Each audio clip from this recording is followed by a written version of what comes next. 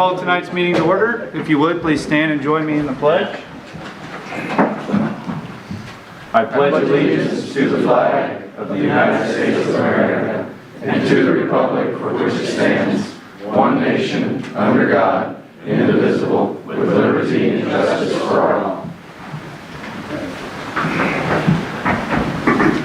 Pam, would you do a roll call, please? Mayor Kine. Here. Alderwoman Dobbs. Here. Alderman Fahey. Here. Alderman Donovan. Here. Alderman Huey. Here. Alderman Eidman. Here. Alderman Steiger. Here. Alderman Ross. Here. Alderman Prince. Mayor, we have a quorum. Thank you very much. At this time, I will look for approval of tonight's agenda. Motion to approve. Second. Okay, I have a motion and a second. All in favor? Aye. Any opposed? Thank you very much. All right, it's my pleasure to start our evening off tonight. We have Aaron Smith and Ronnie Rayfield here to discuss this weekend's upcoming 250th US 250th celebration. Hi everyone.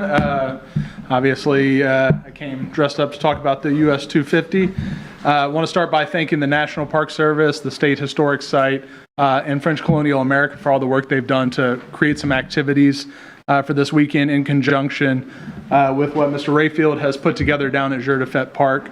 He has leveraged, he and his wife's fame in that sort of reenactment circle to really bring in some of the best impersonators, vendors, and regiments from all across the country and world this weekend. It's going to be quite the show, and I'm really excited to hear Ronnie tell you a little bit about it.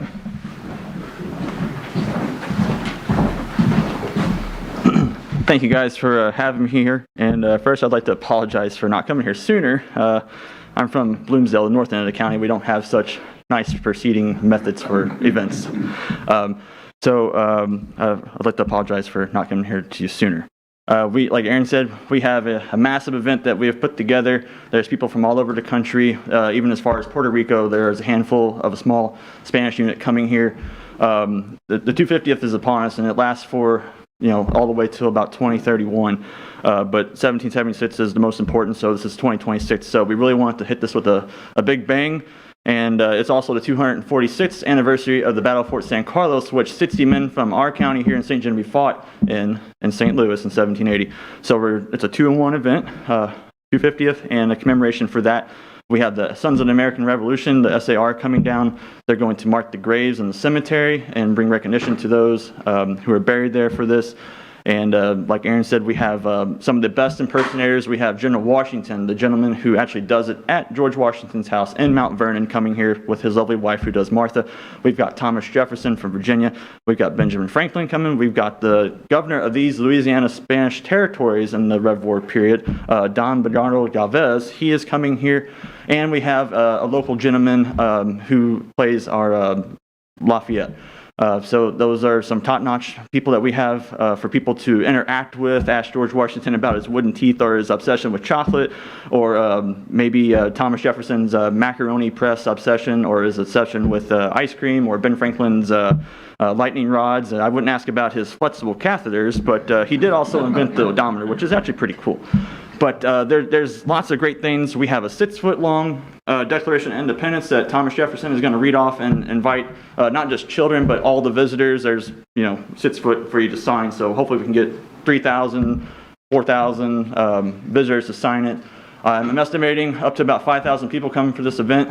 Given past events that I've done that are a much smaller scale on a $100 budget, we had about 200 at its peak Pioneer Days 2 years ago. So this has got some money behind it, thanks to Jeff writing a nice grant and Aaron's hard work, and the Missouri State Parks helping us, and the National Parks helping us. And like he said, we use the tools that we have, our YouTube. I'm not boasting, I'm just saying. We have about 1.3 million subscribers, and we've used that to help market and push this and push the town. Everybody can benefit from this, whether it's a gas station or a restaurant, or I know there's no rooms left in St. Genevieve. Ben Franklin got the last room in St. Gen. So it's going to be amazing. We're going to have a dance. We're going to have food for people to try, historical food that you can't really find anywhere else. Special artisans coming from all over the country, as far as California or up in Massachusetts. Louisiana, and all the way up to Minnesota. So really all 4, north, south, east, and west. It's amazing that we've been able to put this together. We were at the Missouri State House 2 weeks ago. We met with all the representatives. They're very excited. There's at least a handful that are serious about coming, which is great. And Brian, our local representative here, will be here as well. And Saturday night, we're having a grand ball. And we would like to shoot off a few fireworks. They're not commercial grade or anything like that. It's for what civilians can buy. It would last maybe 2 minutes. We just want to have a grand illumination at the end of it, at a grand celebration that we're trying to throw.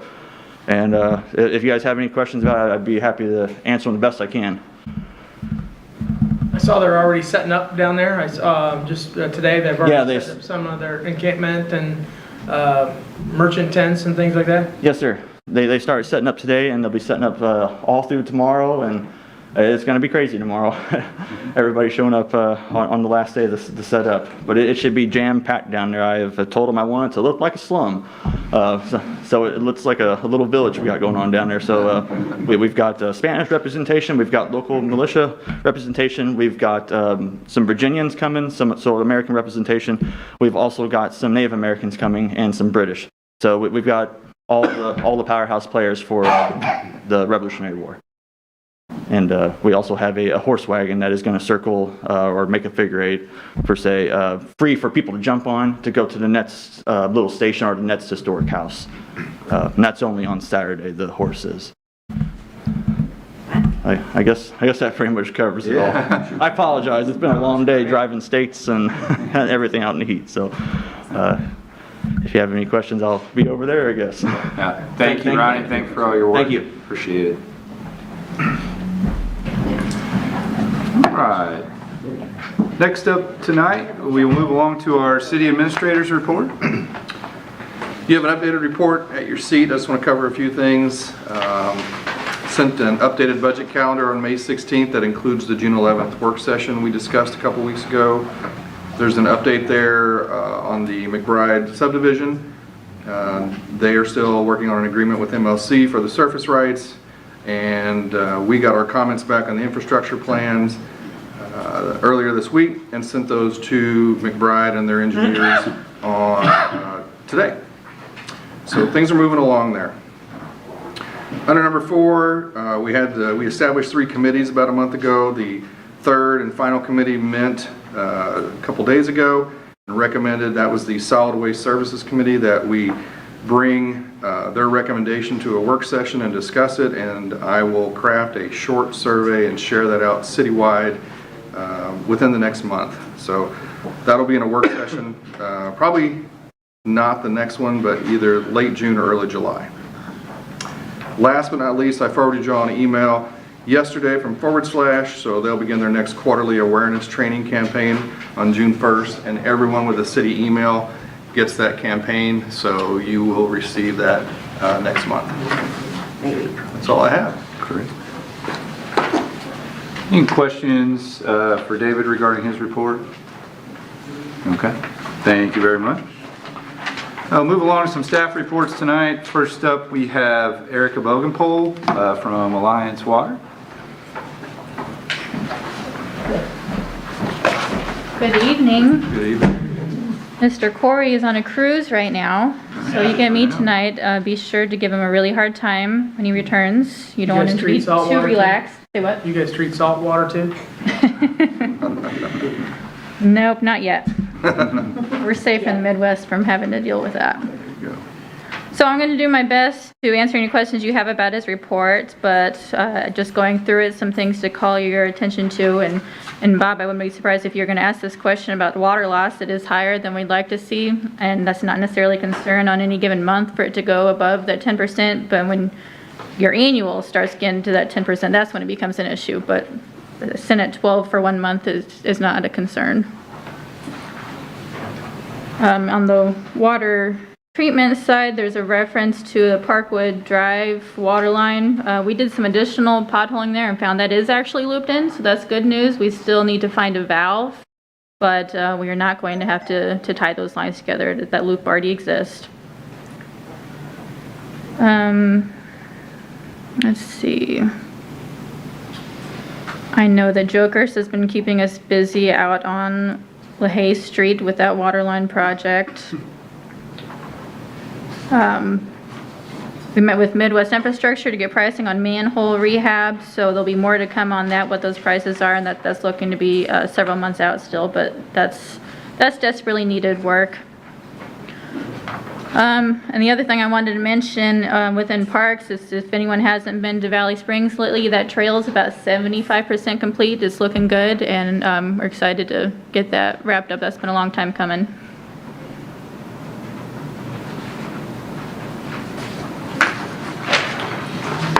Any questions for Erica regarding the report for Alliance?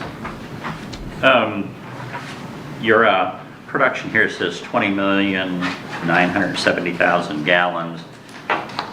Did a little math at the 12.29%, that's 2.5 million gallons. You're saying 10% is acceptable, or? 10% is the goal. You want your water loss to be 10% or less. You seen an increase in that recently, or? Hey, off the top of my head, I do not remember what it was last month, but I feel like the average that we see is more in the 8% range. Don't know where it's going, huh? No, that number doesn't jump out at me as concerning until that starts to become the trend. But on average, we're seeing more about the 8% range. But you're looking for it?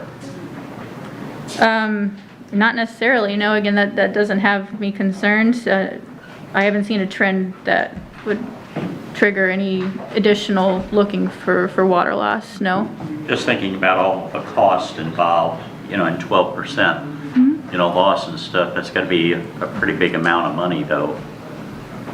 That is being lost, chemicals, labor, all of that, so just a little concerning. If we start to see more of that on a more frequent basis, there's definitely some resources we would want to throw at that to figure out where that water's going. Are we losing it in our meters? Do we have breaks throughout the system? Surely we don't have water theft happening. That would be unlikely, but yeah, that's definitely something to keep an eye on. When you flush manholes or hydrants and stuff like that, is that water considered in that percentage of lost water? It should be, Because it's not yes. measured. If we know about it, we are able to include it in our calculations, yes. Erica, I noticed along M Road, even 61 and going out, there's a lot of leaves and everything clogging up the drainage for stormwater. Okay. You need to take a look at that. On 61? No, it's on M Road. It's on M Road, okay. Going out towards the graveyard. Okay. We'll check it out. Any other questions or comments for Alliance? All right. Thank you, Erica. And next up tonight, we have Police Chief Daniel Hallett.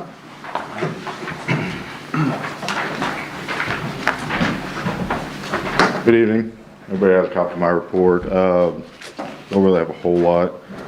A couple things I want to show is May 30th from 10 to 2. Corporal Bradford's going to be doing a car seat inspection, safety inspection. At that time, he'll be handing out car seats to whoever needs them. We got, I think, 14 of them donated on a grant. Everybody got to meet K9 Keno last meeting. Where are you having that event at? It's going to be here. At City Hall? In the back? Okay. Everybody got to meet Keno last meeting. Last month, he was only on the road for 1 day. That's just when he came back on the schedule. He did get his first drug arrest that day. We got a traffic data collector that came in. That's going to be posted around town. Some of the main streets we're having issues with as far as car speeding through and everything like that. So it's going to tell us the times, average speeds, number of cars and everything like that. So we can really vamp up enforcement in that area.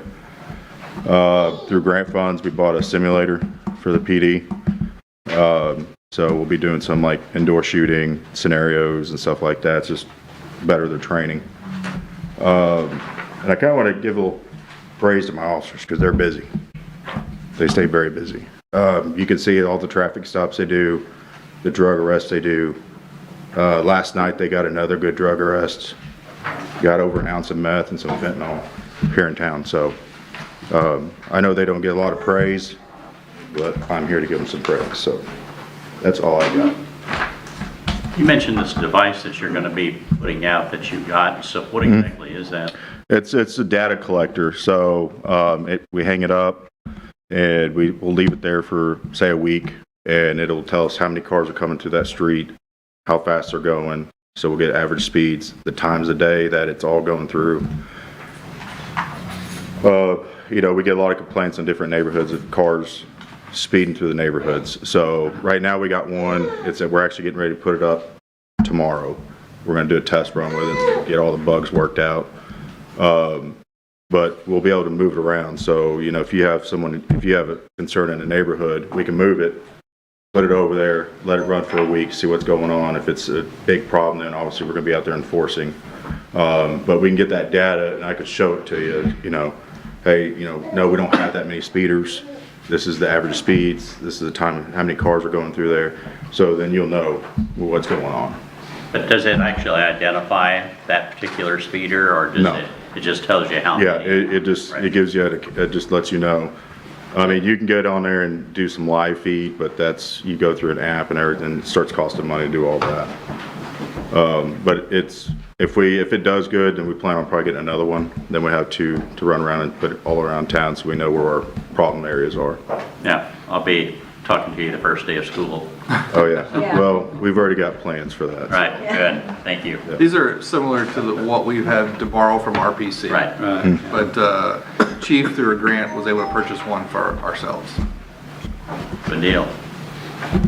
At a meeting where the Board of Aldermen approved the contract with the federal government and ICE, I thought the discussion was that you were going to report on the amount of activity. I do. If you look under call of service in bold letters on the very bottom, it says 287G, nothing to report.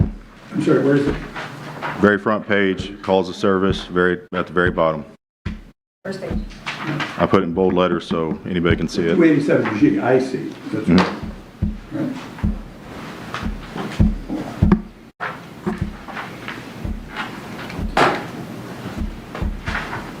Any other questions for Chief Howell? All right, thank you, Chief. All right, at this time, we will open up the floor to public comment. Just a reminder to please state your name for the minutes, and please try to keep your comments to 5 minutes or less.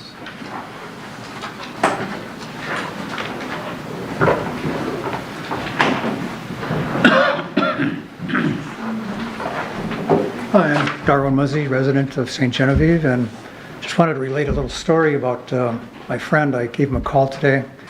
He moved down from Minneapolis to St. Louis, and he's an 85 plus Korean War veteran. But one of the first things he said to me was he saw St. Genevieve on the news, and had to do with our ICE detention center. And his voice wasn't very complimentary, seemed kind of disappointed. And I just wanted to relay that the word's getting out. My friend just recently moved down, and he's aware of what's going on down here. Thank you.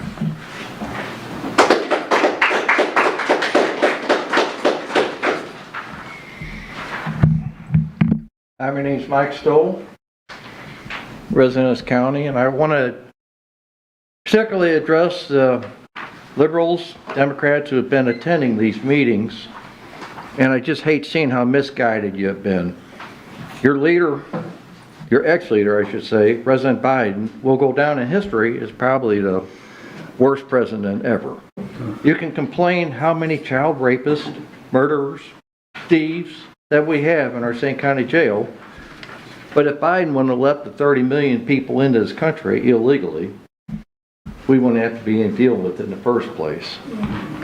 I'm glad Sheriff Stolzer has done, he's done a wonderful job incarcerating both legal and illegal criminals. In fact, I recently found out that we're doing such a great job that criminals request coming to St. John. as they treat them much better here than they would while they're waiting their deportation orders. One reasons these liberals are showing up is right here in front of me, is to get on this camera and to get in the paper. And frankly, I'm getting sick and tired of it. These are plans you can move. You can move to a place that's in line with their beliefs, like east, north, or even South St. Louis, and it might even be questionable if they want you. Our community has been, for the last 30 years, been going conservative. Read the article that Eric Bennett published on Facebook on what's really happening in St. John. The Democrat Party, and I used to be a Democrat, no longer, has no policy nor platform except to promote socialism, communism in our great nation. They're focused on promoting their left, liberal ideas and actions on Americans, and especially in this town right here. As I see it, I'm sure the majority of Americans agree with me that Democrats are soft on crime, love these illegals, and dangerous immigrants who are in our country right here illegally. They hate the president, and they hate ICE. A small group of Democrats in our own town has taken on the calling to put our town and police, especially the county jail, on working with ICE, which they despise, and want to break our contract with ICE. They have no clue what they're doing in our community. They do not listen to reason, nor do they want to discuss anything intelligently.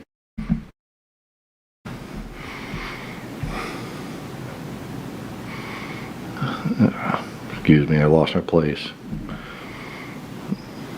Okay. If you have read Eric Bennett's article in Facebook on what's really going on in St. Genevieve, because the truth is there. Also, read the comments. I hope the Democrats just grow up, change their liberal, hateful path, and accept our elected president, President Trump. Support our police, who is doing an outstanding job of protecting our community from these illegal criminals and providing a jail that we can be proud of. Thank you.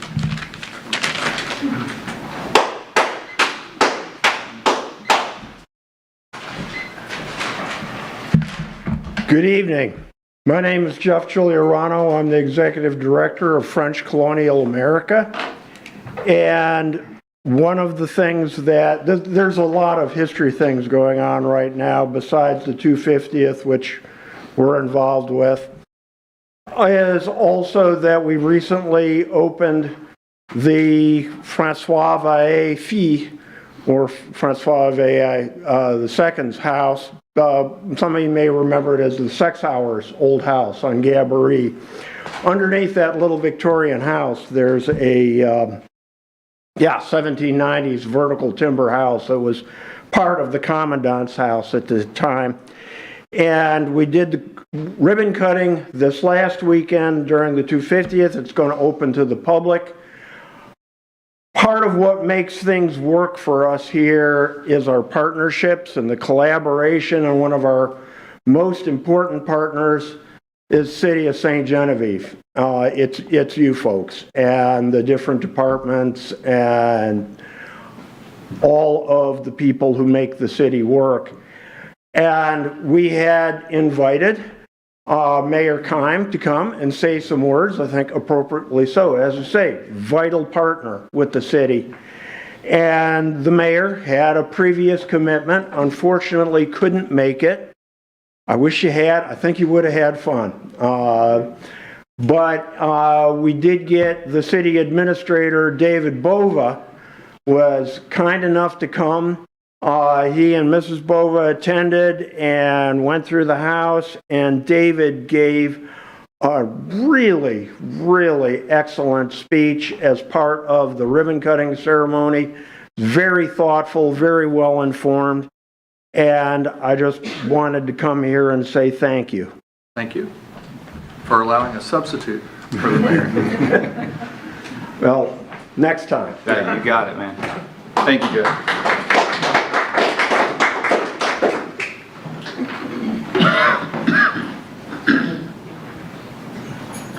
Thank you. My comments are not just to this board, but it's also to the people that have come here. And my Ma'am, name if is you Terry- could, ma'am, if you could stand by the podium and give your name first, because we have to have your name for the My minutes. name is Terry Sue Sheehan. And if you can direct your comments to the board, it's public comments to the board. Okay, my name is Terry Sue Sheehan, and I've been, I'm running as, put my hat in the ring for prosecuting attorney. And I appreciate everyone, the people behind me and the people in front of me who are giving me 5 minutes to speak to you. I know you're all real busy, and I want you to know that I'm a local attorney. I've been here 13 years. I've served, I went back to school and I got an additional certification above my Juris Doctorate as guardian ad litem. And I believe that Judge Inman has appointed me to most, if not almost all, cases involving abuse and neglect of kids. And I have seen some things that I think need to be changed.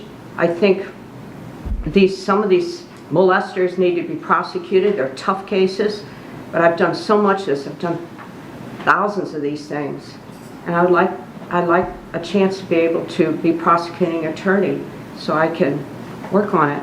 And if anybody has any phone calls, they want to call me, my number is 314-709-7915. It's on all my signs that are outside up and down the streets. My phone number, I put it real big so people can call me, and they can always call me.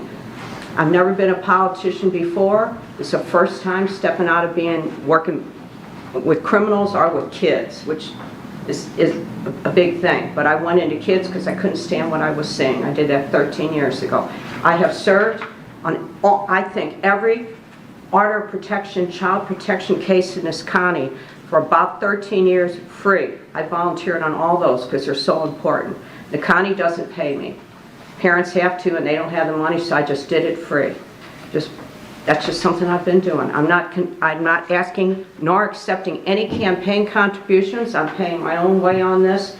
I intend to encompass everyone, Republicans, Democrats, independents, the older people, the younger people, the kids, and represent everybody without any bias toward anybody. So I'm paying my own way. I'm paying my own expenses.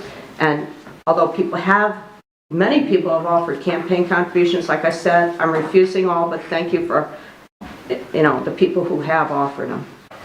And if anybody wants to give me a call, they can call me anytime, day or night, and express their concerns. We can talk about it. So thank you very much. Thank you.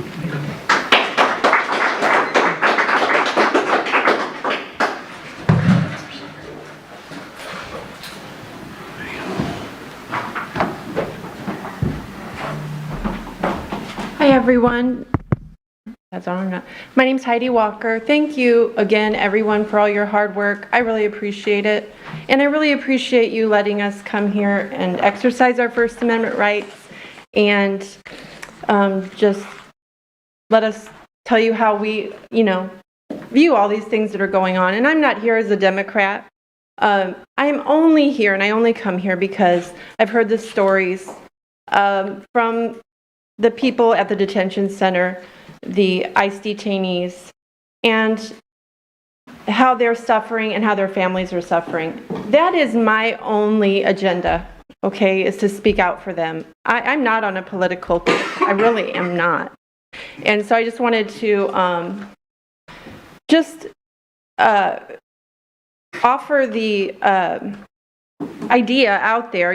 We had the visit from the representatives that came and toured the facility, and part of their duty is oversight, and I feel like oversight is really an important part of every elected official's duty.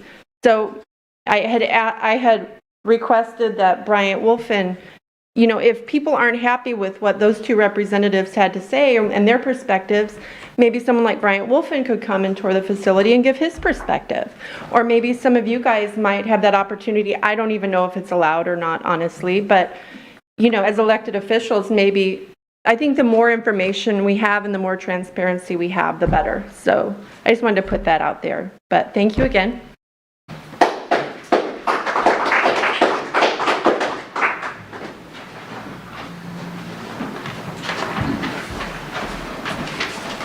My name is Tommy Borgelt. I am a lifelong resident of St. Genevieve. I'd like to touch on the treatment of the individuals in ICE detention centers, including our own, and the appearance of approval of this treatment, the signing of the 287G contract by our city and county creates. I'm unsure if the board or if you, Mayor Keim, are familiar with the conditions of the ICE detention centers across the nation in general, or our facility in St. Genevieve specifically, but I'd like to bring some things to everyone's attention. I've heard repeatedly that our facility in St. Genevieve is one of the better facilities to be sent to. As far as conditions go, and knowing that, I was deeply saddened to learn that even in what are considered the better facilities, the detainees nationwide are being treated so poorly. In recent months, concerns about pregnant detainees nationwide were brought to light. Pregnant, postpartum, and nursing women in detention face severe health risks. Despite Department of Homeland Security directives barring the detention of these vulnerable populations, except in exceptional circumstances, hundreds of pregnant and nursing women are being detained, with many experiencing medical neglect and inadequate prenatal care. Over a recent 14-month stretch, federal reports recorded 16 miscarriages inside ICE facilities. Just this week, there were additional concerns raised on the conditions in our detention center specifically. Among those concerns were reports of pregnant women who aren't receiving proper medical care or nutrition. Other concerns included individuals going for extended periods of time without water and being made to sleep on plastic trays referred to as boats. These boats help to get around the issue of detainees sleeping on the floor and are hard plastic tubs that place the detainees' mats around 6 inches off the floor. My understanding as our county law enforcement stance is that making detainees sleep on the floor would be inhumane, but these boats are an acceptable alternative. I find it hard to call someone being made to sleep on hard plastic trays 6 inches off the ground anything but inhumane. I think you would agree with that sentiment, especially if it was someone you cared about being forced to do so. I'd also like to remind everyone that over 70% of detainees being held have no criminal convictions. And out of the remaining 29%, only 5% have violent convictions. These statistics are verifiable from several sources, including the Department of Homeland Security. I think it's all too easy for any one of us not affected directly by these detainments to ignore the basic human rights that are being denied to these individuals. I'm not talking about the denial of due process, which in and of itself is unconstitutional. I'm talking about the common decencies that should be given to every human being. This treatment not only shows what our county thinks is acceptable in the name of profits, it also shows what our community is willing to turn a blind eye to if it's not them or someone they care about being directly affected. Chief Deputy Schott released a statement saying, "We believe we operate an excellent detention center and provide excellent care and service, not only to ICE detainees, but to every individual housed in our facility.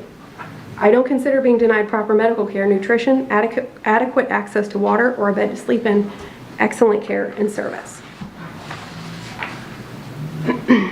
Many of the individuals detained in these facilities were here the right way, until the current administration took away those avenues. These people who were working diligently through the long and expensive process of becoming U.S. citizens, who in many cases overnight became vulnerable to deportation. People who were detained at their civil court hearings, the very hearings that they attended because they were following what they were told was the proper process. Or people seeking asylum from assault and even death in their home countries. People who love our country and want to be part of it, who were tax-paying, documented individuals until our government moved the goalposts.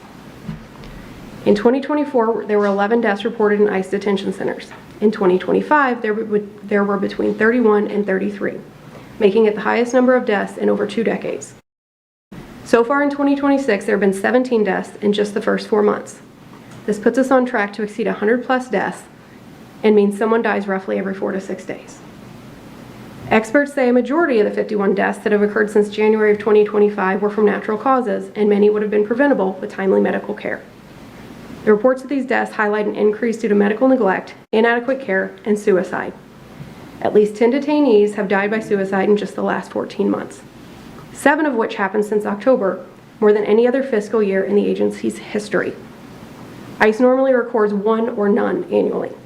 And again, a significant number of these deaths occurred among individuals with no criminal charges. 7 out of the 10 individuals were individuals with no record of violent crimes. In our own detention center, Leo Cruz Silva, a 34-year-old detainee, suffered an acute mental health crisis following his detention. For 2 nights, Cruz screamed, hid under his bed, and reported hallucinations according to an ICE report on his death. Yet he did not get help. quickly. A nurse ordered antipsychotic medications and planned to get him treatment the next week. On the third day, he was found dead in his cell. If these detention centers are offering such excellent care and service, then why are suicide rates rising at such an alarming rate, far exceeding the proportional growth of the detainee population? They account for nearly 20% of all in-custody deaths. The profits by the county for the detention center housing immigrant detainees in 2026 are projected to be several $1 million. I'd like to ask. We're about 5 minutes, okay. Okay, I have just a couple more points. Is that the price we're willing to accept to treat others as less than human? Will the city be content to use money made off the unjust treatment of others in the name of profit? I hope the answer is no, and I hope you'll take steps to make that clear. I'm asking again that the 287G contract the city signed be canceled. Thank you for your time.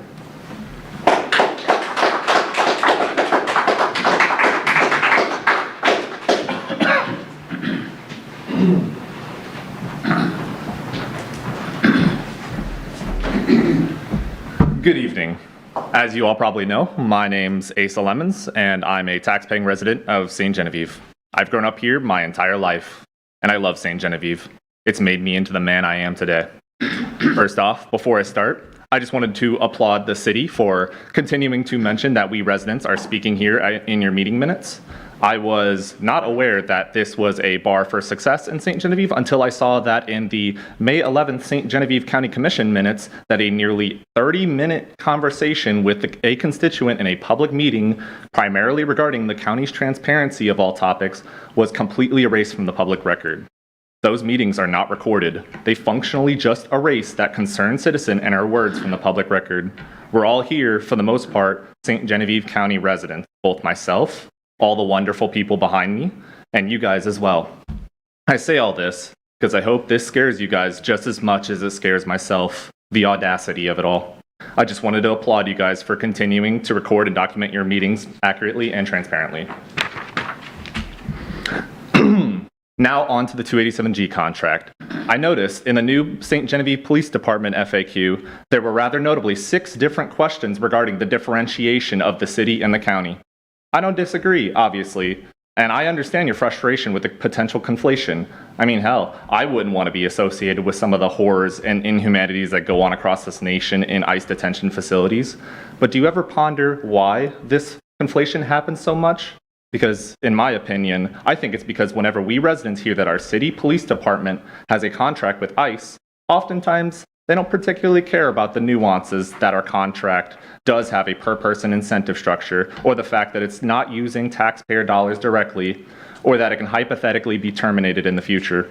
In my opinion, what people care about is they go on social media and they see the 276 video of a gang of unidentifiable masked ICE agents nabbing people in the streets with no idea where they're taking them. They hear stories of grotesque inhumanities committed in ICE detention centers, and they get to see ICE agents execute unarmed American citizens in the street. And how in the case of Renee Good, a single mother of 3, by the way, the head of the DHS, before the mom's body was even cold that evening, labeled her a domestic terrorist. Oh, and fun fact, by the way, the ICE agent, Jonathan Ross, who shot the unarmed mother and orphaned her children, is back on duty, working for ICE again, in a different state. Astounding standards for DHS. And those same people that care about bad things happening in our society turn around and they see our statistically supported, very safe city of St. Genevieve voluntarily and secretly entering into a contract supporting ICE. Our local police department is under no obligation to enforce civil immigration law. And in the history of the city of St. Genevieve, since the police department was founded, this has never been the case. This conflation happens, in my opinion, because we have a contract with the literal agency also perpetuating these inhumanities. And now that we've officially picked up somebody with the 287G contract, we can now literally say that as a city, we are participatory in this process in a literal sense. Was that guy you picked up a murderer, a hardened criminal?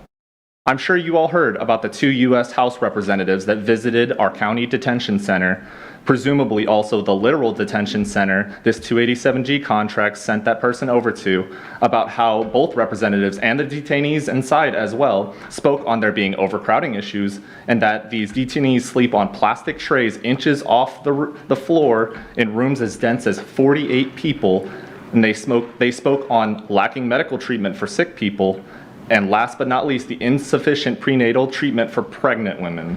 The Board of Aldermen does not manage that facility, let me be clear. But our city resides in a county with one of 4 ICE detention centers in Missouri, and in the eyes of the resident, the state, the country, the world, and the history books, they are well aware that we are partially participatory in that process. Most people don't know the specifics of the great municipal work you guys do here. Sadly, there's probably a significant portion of the population that doesn't even know what the Board of Aldermen functionally does. And the reality is, in my opinion, people in 2026 will reflect on this dark period of history and the city, not for the hard and, in my opinion, underappreciated work you guys do with infrastructure, zoning, land use, community development, budgeting, or your transparency, especially in juxtaposition to the county, or all the other amazing and hard work you guys do. 2026 for the city will be remembered for the year we secretly signed a contract with ICE without informing the public. Thank you.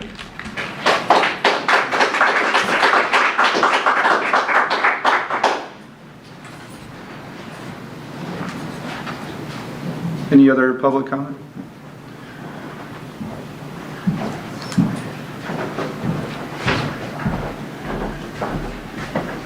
Good evening. I'm Sheriff Gary Stolzer. I'm the Sheriff of St. Genevieve County. I've been your sheriff. I'm in my 26th year now. I kind of want to come here tonight and give you a little bit of history of the Sheriff's Office and get to the current history too, but you need to understand the history to understand where we are now. And I realize a lot of people are uninformed. They have no idea the history of the Sheriff's Office. So in 1987, we had Sheriff Bosler here. Sheriff Bosler was here for 23 years as Sheriff of our county, I think from 65 to 1988. In 1987, the old part of the Sheriff's Office was built at the same time, or the new Sheriff's Office was built out where it is today, and the new part of the courthouse was built in 1987. The jail moved from here to where it is today, and that all took place in 87. 1988, Sheriff Bosler had to step aside. I think he had some health issues within his family, and he was taking care of that. And Sheriff Bob Macklin was appointed in 1989, and the other sheriff was in 1988. I said 2008.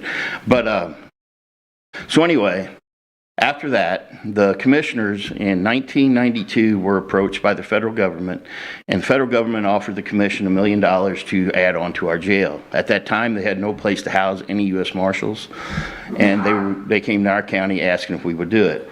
The commissioners that were there at the time, they agreed to do it. In 1993, another piece of the jail was built.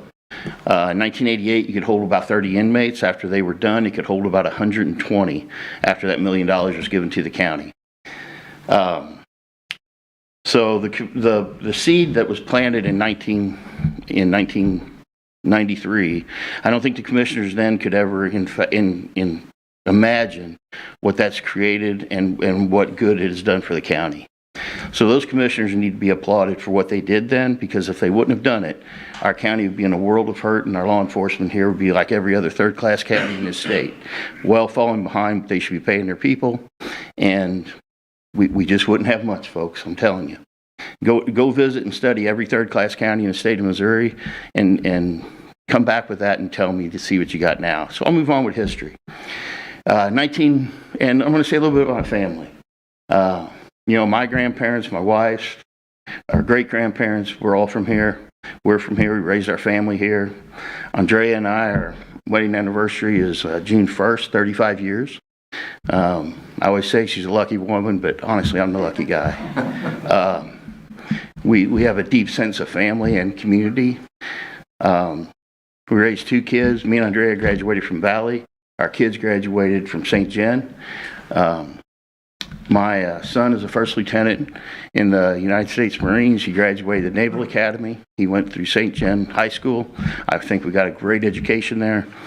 And he's now stationed out in North Carolina. He's 25 years old. My daughter, she graduated from Webster and St. John, and she's now working up in St. Louis in marketing.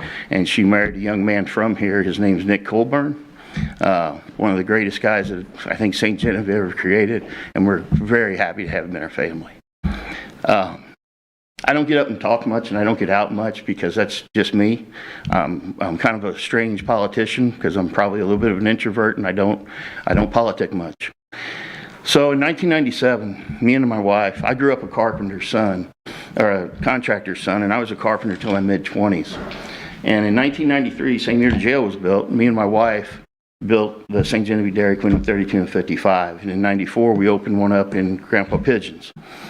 All the while, I was still doing some carpenter work, and my wife was a full-time school teacher up at St. John. Hey, Gary, you got about 1 minute. Yeah, 1 minute. Me too.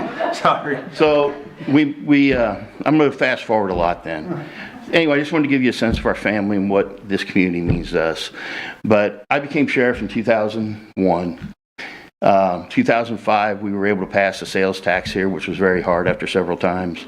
And we passed the sales tax, and that helped give us a shot in the arm. And we were able to add on to the jail, and we were able to get a little bit more revenue to keep paying our employees. And we kept adding on to the jail till we got to the point where we are now. And we did that without going back to the taxpayers. It all came from federal contract we had with the U.S. Marshals. We've never signed a contract with ICE. It's the same contract that was signed back in 1993, but amended many times. So there's no immigration contract out there, regardless of what is said. And so we are today where we are today. We do house ICE, we do house U.S. Marshals, Bureau of Prisons, and we also house for the Department of Corrections in the state of Missouri. We have several contracts, kind of diversifies us, so when our inmate counts may be low somewhere else, we're able to sustain ourselves. We are a self-sufficient sheriff's office. I don't think you will find any other sheriff's office in the state that can do that. And most of them are drains on their counties and their budgets that they just can't afford. Nor could we afford it in our county either. But end result, we have some of the highest paid sheriff's deputies in the state. We also have deputies that are staying here to raise their entire families, and now their kids are working for me at the sheriff's office. And I think that's the type of law enforcement you want here, people that invest in our county and stay in our county. And so that's about all I got to say here tonight, but I just wanted to come and say something after all the turmoil you guys have been hearing. This is maybe the second Board of Aldermen meeting I've been to in 26 years. Again, I don't get out much because I'm not good at talking. I just kind of want to go to work every day and live off of merit and keep the county safe and just do my thing every day. Just get up and go to work. So, thank you. Thank you.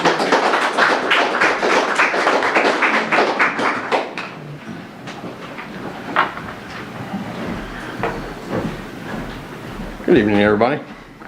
My name is Jason Schott. I'm the Chief Deputy for the Sheriff's Office. Like the Sheriff, I have long felt that we did not need to publicly defend how we operate our detention center. We've established a standard of operations that we refuse to compromise, and until now, we didn't feel we required defending. However, there comes a point when enough misinformation has been spread that response becomes necessary. I'd like to address several claims recently reported by St. Louis media outlets regarding the detention center. These reports allege that cells were overcrowded, individuals are not receiving proper medical care, food quality is poor, the facility was not designed for this population, individuals not charged with crimes are housed with those who have been charged. There's a lack of drinking water. Pregnant women are not receiving medical care. First, our facility is routinely inspected by multiple federal agencies. We're inspected by the U.S. Marshal Service twice a year, the Federal Bureau of Prisons annually, and DHS ICE on a weekly basis. These inspections have occurred consistently for approximately 25 years. In fact, I believe our facility is inspected more frequently than the Missouri Department of Corrections. Our detention center was specifically engineered and designed to house both individuals charged with crimes and civil detainees. Housing assignments are based on classification provided by federal holding facilities. federal holding agencies. These classification process is why we are able to safely and appropriately house criminal detainees alongside individuals being held on federal detainers. Regarding the allegations of inadequate access to drinking water, every cell and housing pod in our facility contains a sink with hot and cold running water, as well as toilets. Multiple showers are available in each pod. Every incarcerated individual is issued their own drinking cup and continuous access to water from the sinks in their cells. Additionally, each housing unit receives a large cooler of ice daily. As for medical care, we currently operate a dedicated medical unit within the detention center staffed by 3 LPNs, 1 paramedic, 1 deputy who is also an EMT, and 1 correctional officer with medical training. All of our staff are CPR and AED certified. We also contract with an outside correctional health care provider, and a physician visits our facility weekly for medical appointments. If any incarcerated individual experiences a medical emergency, our medical staff can respond within minutes. If hospitalization is necessary, the ambulance district is located immediately next door, and a hospital is directly across the street. Few facilities are in a better position to provide immediate emergency medical access than ours. Since medical care has been questioned publicly, I also want to specifically address allegations regarding prenatal care of pregnant women housed in our facility. Pregnant women are not something new to our facility. We have housed pregnant women for many years before we housed for DHS. Upon intake, a pregnant woman is given a pregnancy test and immediately started on prenatal vitamins. Authorization requests are promptly submitted to the appropriate federal agency, so OB/GYN appointments can be scheduled as quickly as possible. All the current pregnant women are in our custody as of today are seeing an OB/GYN. Additionally, pregnant detainees receive extra mattresses, linens, are placed on a high-protein diet, additional evening snacks, increased medical monitoring, and more frequent vital checks. In many cases, these women receive more consistent medical oversight and nutritional support while in our custody than they had prior to their arrival. Regarding food services, our meals are provided through a contracted food service provider under standards established by our office. Every person housed in our facility receives 3 hot meals per day, totaling approximately 3,800 calories and 130 grams of protein daily. Pregnant detainees receive high-protein diets, receive as much as 220 to 250 grams of protein a day and much more than 3,800 calories. We also accommodate medical and religious dietary requirements, including diabetic, kosher, halal meals, just to name a few.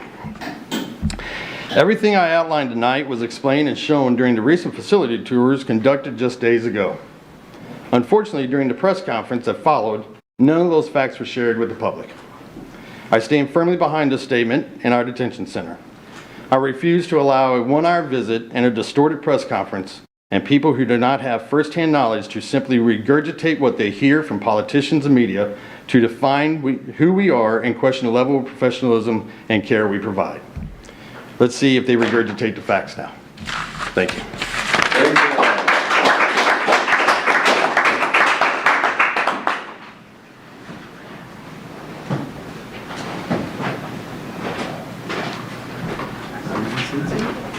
Any other public comment at this time? Okay. If not, we will close out public comment for this evening. I want to thank everybody for joining. And then we will move along tonight to our consent agenda. Motion to approve. Second. Okay, I have a motion and a second for approval of tonight's consent agenda. All in favor? Aye. Aye.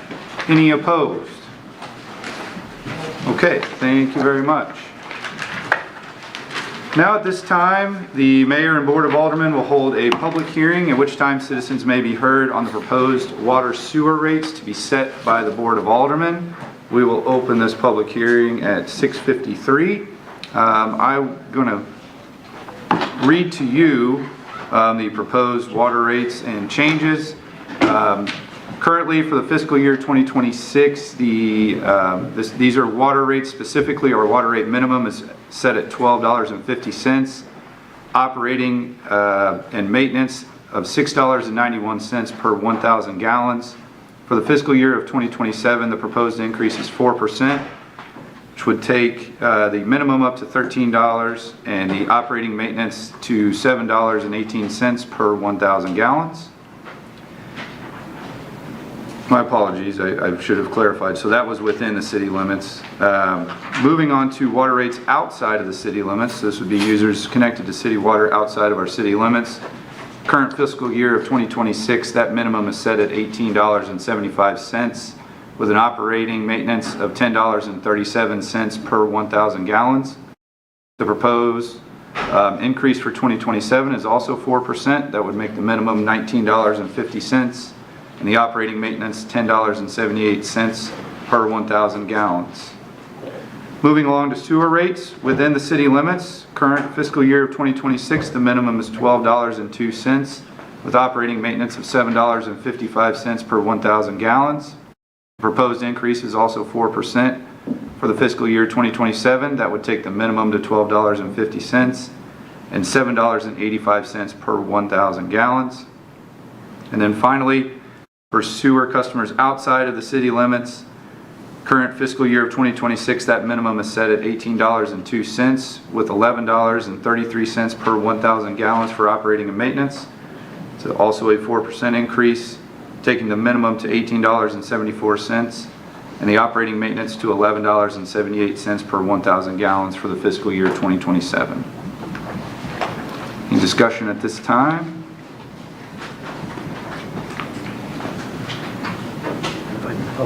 If there's any public comment too on that, we welcome you. Okay. If there is no public comment, I will go ahead and close this public meeting at 6:56. Next up, we have a second public hearing. The Mayor and Board of Aldermen will hold a public hearing to consider a request from Ernest and Lisa Kovac for a special use permit to operate a guest lodging establishment hostel at 539 North Main Street in an R1 single family residential district. We will open that public hearing at 6:57. Robert? Good evening, Mayor, Alderwoman, and Alderman. As the Mayor introduced that request for a special use permit by the Kovacs at 539 North Main Street. That is located in an R1 zoning, which is a single-family residential zoning. Again, he said they're operating what's called a hostel. So let's define really what a hostel is. A hostel is typically a small dormitory-style room with very limited accommodations in the rooms.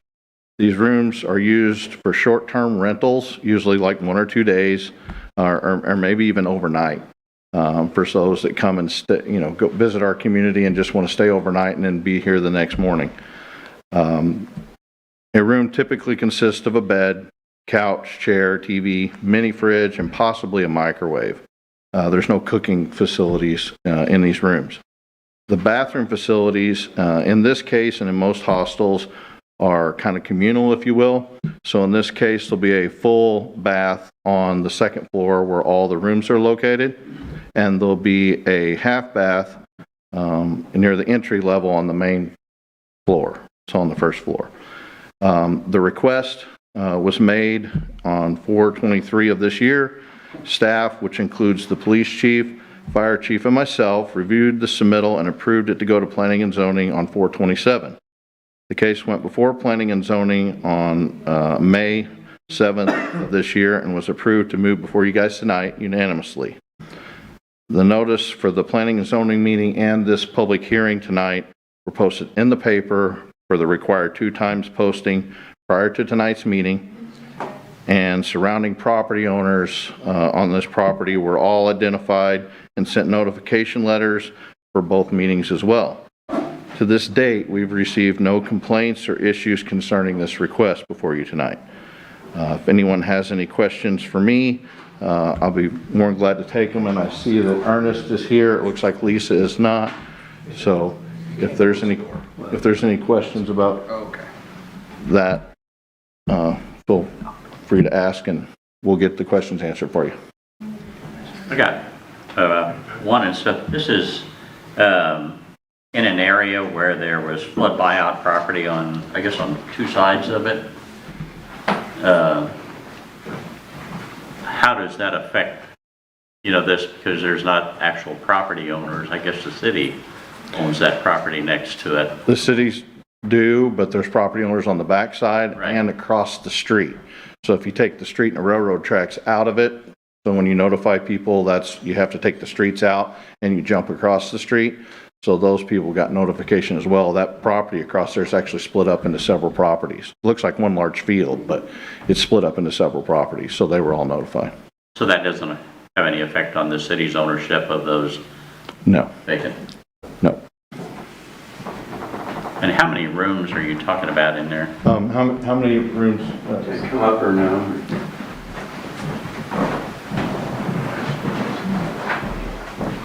So we'll have 3 rooms to stay the night in. They're approximately probably 13 by 15.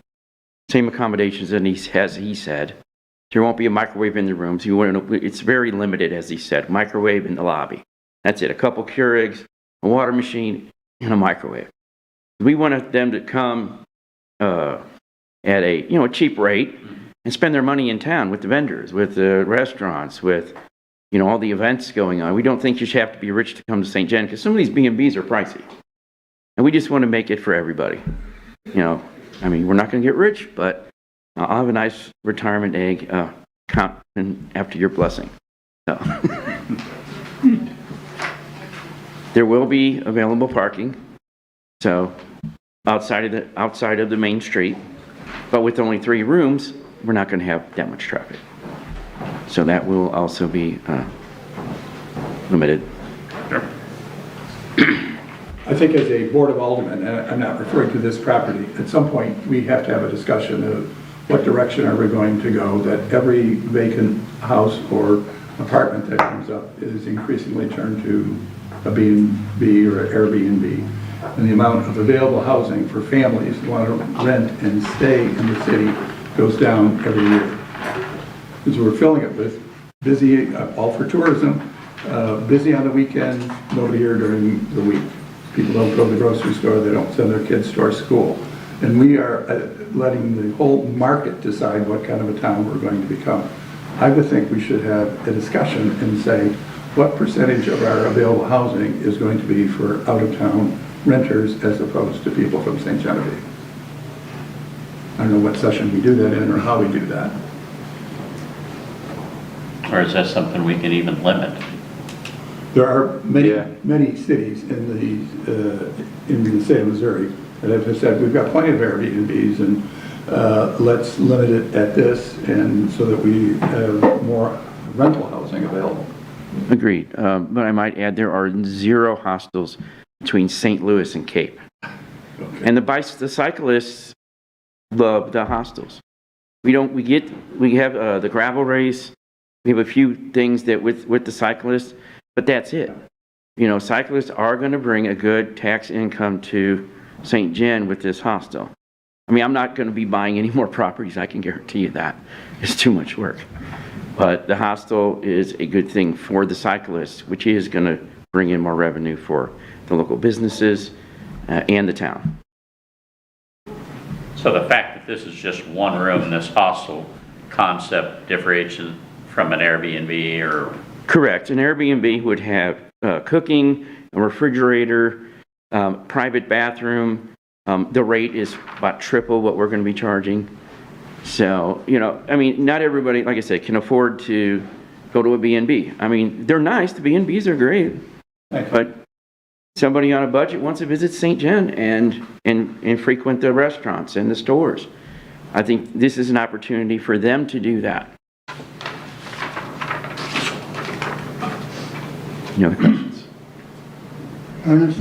Yeah. Oh, I'm just glad that you're doing something with that building. I've passed that building many times. And I've always wondered, I hope somebody does something with this building. And I tell you what, I've stayed at hostels, I've stayed at hotels, motels, and whatever. There is a need for a hostel in town. And I promise it won't be a hostile environment. But low price for people that just want to come and see and not spend a lot of money on lodging. Exactly. And we have, that address has the best sunrise view in this entire town. Because you have the entire levee over there, the tree line. I'll sit down there and watch the sunrise, and I live 5 blocks away. So, I mean, it's going to be an opportunity for many people to experience really neat stuff in St. John. We're going to be right over by the trail. I've heard that they're talking about putting a trailhead in somewhere close to the proposed hostels. So we may offer some bikes if they want to take them, go on the, ride the trail levee. I mean, it's going to be a very positive thing. What's the downstairs going to be? That's going to be a while. My wife is thinking about running a craft store where she's going to do classes. It'll be segregated because a lot of the ladies in town want to do craft classes. They have nowhere to do them at. And, you know, that's the next, I guess, phase of that. And we won't be clogging up parking, obviously. It's all alone. Is the hostel all on the second floor? Yes, yes. So they come in the front door, go right up the stairs, have no access to the... Correct, correct. Unless the store's open, and then, well, obviously, go come in, buy something, do a class, experience St. John. But it is completely segregated from that. I just got done with that. But that's a waste. We will have more meetings on that. But we'd like to get the hostels going to finance the store. Because it's bankrupting me. So a little bit of background on this house that he's talking about, now that I know which house it is. That house has been run down and vacant, and nothing happening with this house since 1993. And I've been living right down the street from you, around the corner, for 23 years. So I think it is actually good to see a little bit of life come to that. I've been seeing you guys working on that. All the time. And I appreciate that, to where we don't have a rundown building in town. I think it's great. Yeah. A nice little gym on Main Street by itself. Yeah. Draw a blank. Any other questions regarding the request for the public hearing portion? We'll be coming back around to vote on this. I have one just a small question. Yes, Sam. Are you going to limit the amount of days somebody can stay in there? Yes. Yes. Now, if we have, like, say, a traveling nurse or doctor that they run out of room at the house that's owned in town for them, there may be a medical professional if they need to be here a week or something, but it's not like a week max or something. Yes, correct. You know, for like a medical professional, not for stays, you know. We will be offering one thing. If there ends up, we're going to work with St. Vincent de Paul. If there ends up and we're not booked and a family gets displaced for a short period of time, we want to give them a temporary place to stay free. So that way, you know, we can give back to the community also. But that will also be a limited amount of time. Hopefully they have homeowners. Any other questions? Any other comment from the public? Yeah. Okay. All right. If there are no other questions, I'm going to go ahead and close the public hearing. Looks to be 7:08. Thank you very much, Ernest. And don't forget, if you ever can make a muni band concert, our first concert's tonight. Yeah. Thanks. Thank you. So, follow with my question.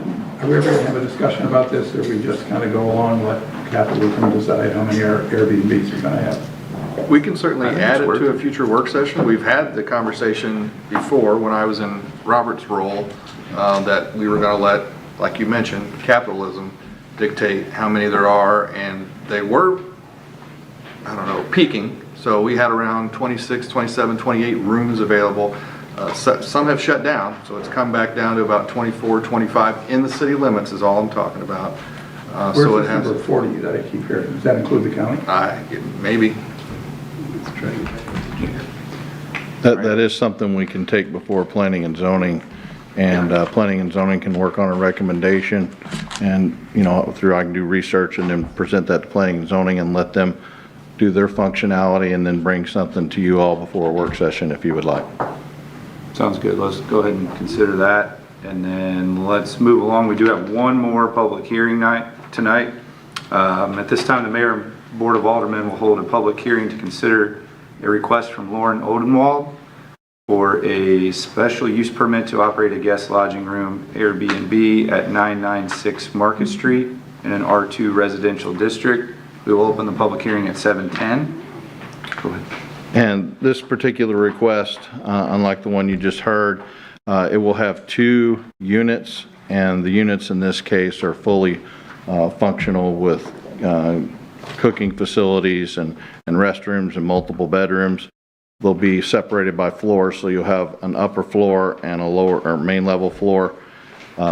Just to give you a little back history on this particular building, the house had a special use permit. On the first floor was a beauty salon, and on the second floor was an existing approved Airbnb already by the previous owner. So Loren here purchased the property and wants to make both of them be Airbnbs. So she made this request on 4/8. Staff, once again, which includes the police chief, fire chief, and myself, reviewed the submittal and approved it to go before planning and zoning on 4/27. The case went before planning and zoning on 5/7 and was approved to move before you guys tonight. The notice for planning and zoning, once again, as required, for the public hearing and the planning and zoning meeting were posted in the paper 2 times prior to tonight's meeting. Once again, surrounding property owners were all sent notification letters individually. In this case, there are several more property owners that surround this particular piece of property, so they were all given proper notification. And again, on this one to date, we received no complaints or issues concerning the request. I know if anyone has any questions for myself, obviously I'm here. Loren did let me know late this afternoon. Unfortunately, she can't make it. She is a respiratory, and she allowed me to share this with you. She's a respiratory therapist for people that are placed on life support. And like I said, she let me know late this evening that she was called in and couldn't make it tonight. She's very sorry she couldn't be here to answer any of your questions, but hopefully I can answer anything that you might have. Questions from the board? Questions from the public? Okay. If there are no questions, then we will go ahead and close the public hearing at 7:12. Thank you. Thank you, Robert. Okay. Move along to some old business tonight. First up, we have a second reading of bill number 4721. This is an ordinance of the city of St. Genevieve, Missouri to establish a procedure to disclose potential conflicts of interest and substantial interest for certain officials. Motion to approve. Second. Okay, I have a motion and a second. Pam, would you do a roll call, please? Alderwoman Dobbs. Yes. Alderman Fahey. Yes. Alderman Donovan. Yes. Alderman Huey. Yes. Alderman Eidman. Yes. Alderman Ross. Yes. Alderman Steiger. Yes. 7 yes, 0 no's, 1 absent. Bill number 4721 now becomes ordinance 4645. Thank you very much. We'll move along to some new business tonight. First up, we have a first reading of bill number 4725. This is an ordinance approving a special use permit for Ernest and Lisa Kovac that will allow the operation of a guest lodging establishment hostel at 539 North Main Street. Move to approve. Second. Okay, I have a motion and a second. All in favor? Aye. Any opposed? Okay, thank you very much. Next up, we have a first reading of bill number 4726. This is an ordinance approving a special use permit for Loren Odenwald that will allow the operation of a guest lodging establishment at 996 Market Street. Motion to approve. Second. Okay, I have a motion and a second. All in favor? Aye. Any opposed?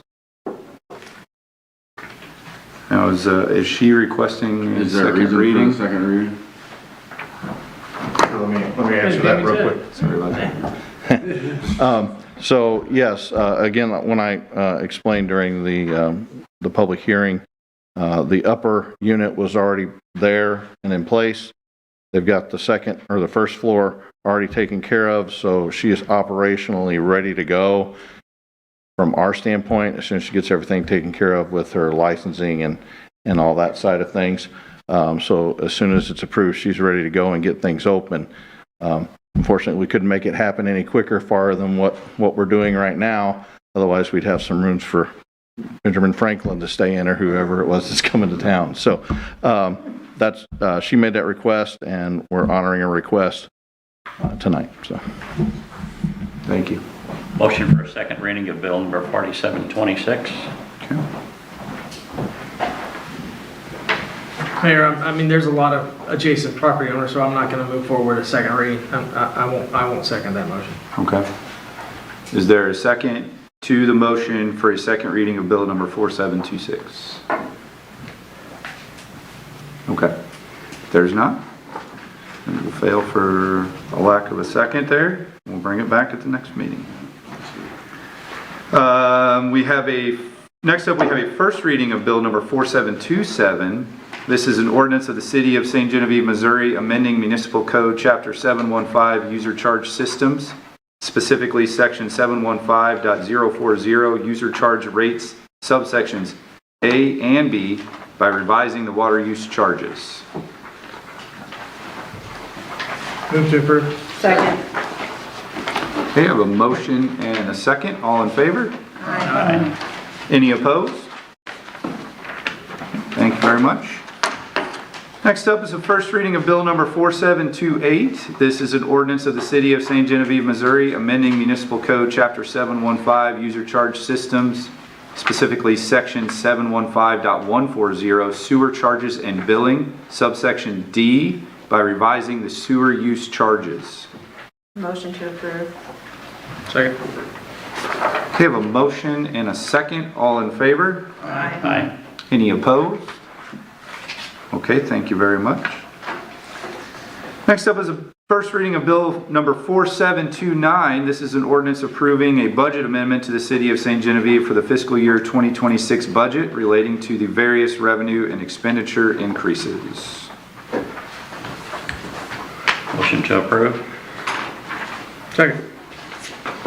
Okay, I have a motion and a second. All in favor? Aye. Any opposed? Okay, thank you very much. And then last up on our agenda tonight, we have a first reading of bill number 4730. This is an ordinance of the City of St. Genevieve authorizing the mayor to enter into an agreement with Jokerst Incorporated for the Crestlawn Cemetery Expansion Project, an amount of $65,454. A question on that. What is the time frame that we're allowing, with the whole subdivision and the availability of the dirt? They have 180 days to complete the project from notice of begin. So this bill will not actually give them the notice to proceed? Okay. Motion to approve? Second. We had a motion. Oh. Second. Okay. Okay. I have a motion and a second. All in favor? Aye. Any opposed? Okay, thank you all very much.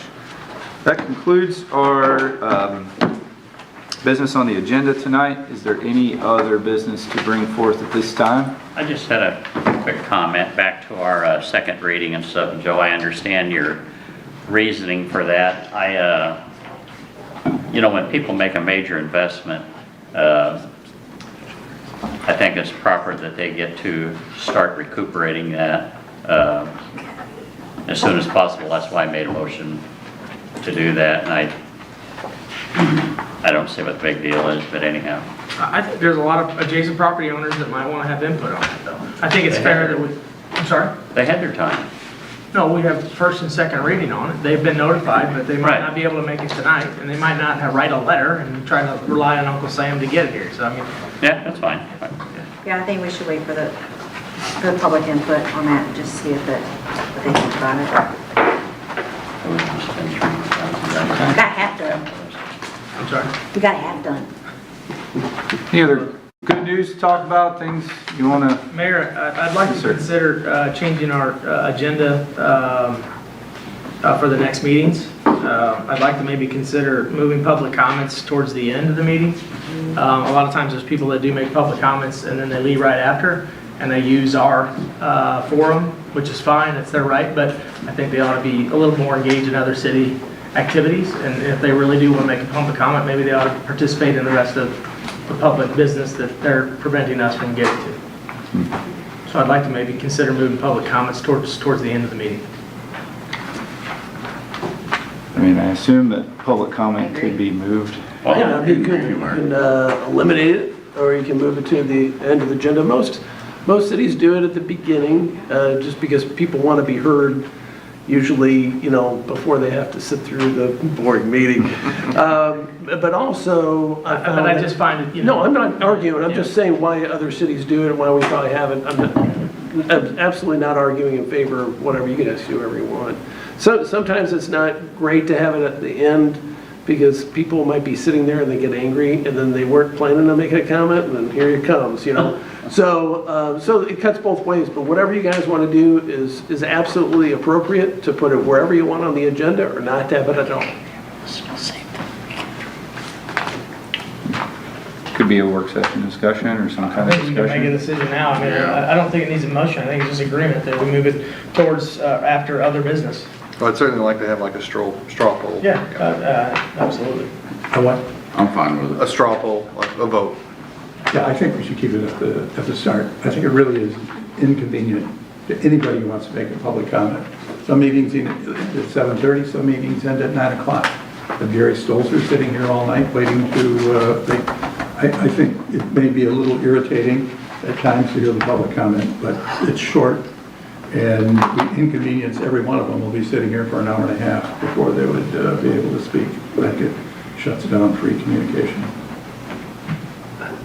I disagree. I don't think it's an inconvenience. If they want to participate in public comments, then they can see how the public works and how we operate. It's an inconvenience for us too when they talk about things that we have no jurisdiction over. Sure, for 5 minutes, and it's over at 15. These people are going to be sitting here for an hour and a half. Sounds like it may need a longer discussion. I don't know that you need a work, I mean, you can do whatever you want. I don't know, you need a work session on this particular topic. You either do it or you don't do it, and I think if there's a consensus. How do you feel, Teddy? I think if we leave it like it is, I mean, you put it at the end, it's going to discourage people from coming and making a comment if they got to wait the whole time. And I figure people that come here early and make their comment, if they want to see how the city operates, they will stay here and see how it operates. But they don't. You should not be forced on them. But don't you think that's a little disingenuous that they're just using that podium to get their thing apart and not really participate, and then they leave right after? I mean, you see a lot of people leave right after they get a chance to get on the camera, and then they leave. And I agree with you, Joe. I don't know if that's the answer. I think we should try it for a couple months and see how it works. Okay. So you're in Don't favor? restrict people from coming up and making comments. And unfortunately, of what's been going on, I don't know how to correct. But we also have personal appearances, and if they really want to talk, they can ask to be there, and that's our. So you're in favor of keeping it at the beginning? I'd like to move it to the end. Alderman Eidman at the end. Beginning. For End. End. I'll go with the end because the citizens got a request, like their special use permits and all, they have to sit through all that to get to what they want to do. So it's kind of unfair that they get set, for what they want to. I'll go with the end. Okay. I know Alderman Prince kind of shared the same. I know I can't speak for him, but he told me that today. So He voiced some concerns to me prior to the meeting as well, so. Well, the mayor sets the agenda. You can always amend it at any particular meeting. So it's really up to the mayor, like what gets sent out and the administration. So, Okay. I guess The what I would say agenda is, is a matter of public record, so they wouldn't be surprised. They wouldn't just walk in there and say, well, we're not talking till the end of the meeting, what the heck? Yeah. This is a matter, it's supposed to be the agenda, correct? Yes. That's what I'm saying. Yes. It's not gonna become a surprise to them that it's been moved. No, not if they're reading the agenda beforehand. Take the time, yeah. Not if anybody reads the agenda beforehand, correct. as you know, no matter where you have things in order, you'd always amend the agenda and put it somewhere else It's the notice to the public of all the topics that's the most important. And then, it's up to the people that show up, whether they stay for the whole meeting. So you can always put it at the end and decide, well, when everybody shows up, whether I'll have it at the beginning or in the middle or whatever. It looks like the majority of the board would like to have the end, like Joe recommended. I don't have a problem with that. I just voiced my opinion, but whatever is best for the city and for us, I'm for it. Okay. Well, it seems like, the board came to a pretty good consensus there. If we will, we can try that at the next meeting, and, we can see how that goes in subsequent meetings, see how that works, and if we like it, and if we feel like it's causing a new problem, then we can revisit it. Your problem will be nobody will be here for public comments. I'm not trying to discourage people from public comments. I'm just trying to get the other people that are here fair time, and maybe first before sitting here for, hour and a half meeting before their thing gets brought up and stuff like that. Let's be realistic. How long have public comments gone on? It's not a huge chunk of the meeting. We're going to discourage people who have to come here and try and figure out if they're going to talk at 7:30 or 8 or 8:30. We put the last agenda item, it's the least important thing on the agenda. We're telling them that. So anyway, I think it'll discourage people from coming. And I think it's a minor inconvenience to have to listen to people. And we're still going to listen to them. If they're here. If it's important to them, they'll be here. Maybe. They have things to do too. I guess it's a question, do we have to be beginning or end? We can't go somewhere in between? During the meeting, you can place it wherever you want, as you approve the agenda. Maybe there's a compromise. And So I'll talk with the mayor after the meeting and produce the agenda, and we'll move forward. Okay. We can experiment with moving it around. Okay. Thank you all for your input on that. I appreciate that. If there's nothing else to bring forth at this time, then we will go ahead and adjourn. Thank you all.